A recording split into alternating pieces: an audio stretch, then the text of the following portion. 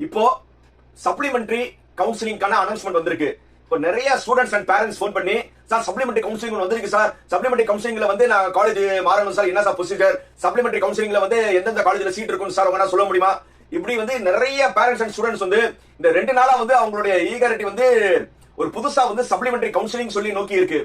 முதல்ல வந்து சப்ளிமெண்டரி கவுன்சிலிங்னா என்னன்னு ரொம்ப கிளியரா எக்ஸ்பிளைன் பண்ணிடுறேன். எண்ட் ஆஃப் தி ரவுண்ட் 3க்கான வேகன்சி லிஸ்ட் வரும்.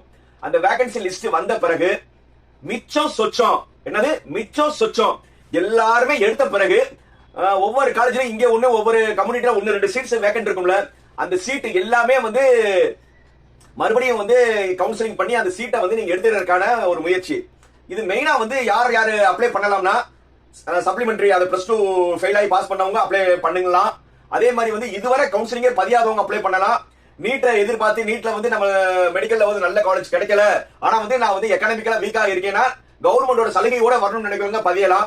அதே மாதிரி வந்து தெரியாம வந்து வேற வேற பேர்ல வந்து ஒரு பெரிய காலேஜ் எடுக்கணும்னு நினைச்சுக்கிட்டு அதே லெட்டர்ல பேர் இருக்கிற காலேஜ் இருக்கிறவங்க அப்ளை பண்ணலாம். இந்த மாதிரி வந்து ஒரு காலேஜ் போய் நாங்க பார்த்தோம், சுத்தரமா வந்து அந்த காலேஜ் பிடிக்கல, அந்த காலேஜ்ல ஒரு இன்ஃப்ரா எதுவுமே இல்ல, இதுல வந்து 4 வருஷம் வந்து எங்களால வந்து படிக்க முடியாதுன்னு ரொம்ப ரொம்ப லோ லெவல்ல இருக்க காலேஜஸ் வந்து சேஞ்ச் பண்றவங்களாம் வந்து நீங்க என்ன செய்யலாம், சப்ளிமெண்டரி கவுன்சிலிங் பதியலாம். சப்ளிமெண்டரி கவுன்சிலிங் வந்து மெயினா இன்னொரு யாருக்கு ரொம்ப யூஸ்ஃபுல்லா இருக்கும்னா 7.5 ஸ்டூடெண்ட்ஸ்க்கு கொஞ்சம் யூஸ்ஃபுல்லா இருக்கும். ஏன்னா 7.5 ஸ்டூடெண்ட்ஸ் வந்து நிறைய பேர் வந்து 7.5லயும் கவுன்சிலிங் போடணும், ஜெனரலையும் கவுன்சிலிங் போடணும் ரவுண்ட் 3ல வந்து நம்ம சொன்னோம். ஆனா நிறைய பேர் வந்து ஜெனரல் போடாம ஒன்லி 7.5 மட்டும் போட்டு அவங்களுக்கு நாட் அலாட்டட் வந்திருக்கு. சோ வந்து ஓரளவு வந்து அந்த மாதிரி கேண்டிடேட் வந்து நீங்க மறுபடியும் கவுன்சிலிங் பாத்தீங்க, உங்களுக்கு 7.5ல சீட் கிடைக்குதோ இல்லையோ, ஜெனரல்ல வந்து ஓரளவு ஒரு மாடரேட் காலேஜஸ் சீட் கிடைக்கும், ஓரளவு அஃபோர்டபிள் ஃபீஸ் இருக்கிற காலேஜஸ் இருக்கும்.